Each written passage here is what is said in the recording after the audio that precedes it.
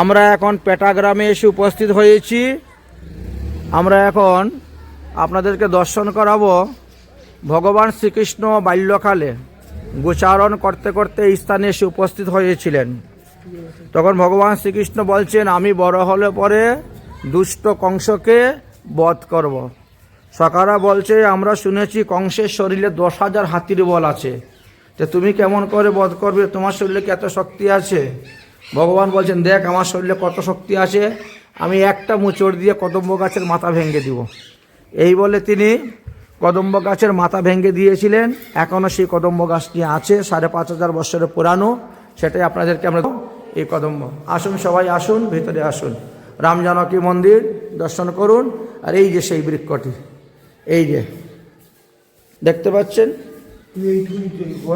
হ্যাঁ গোড়াটা আছে, 5,500 বছরের পুরানো। তো আর কত থাকবে?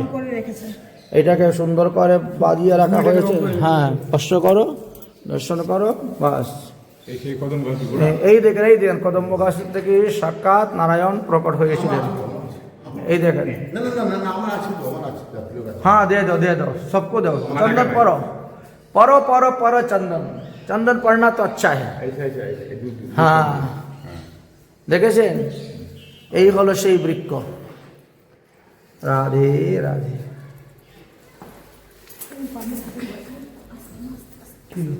জয় শ্রী রাধে।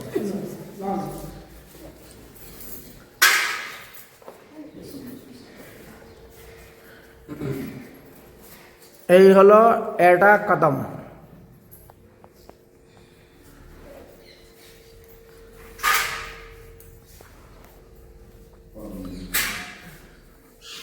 লক্ষ্মণ, রাম জানকী দরবার, রাধা কৃষ্ণ সবাইকে দর্শন করে নেন।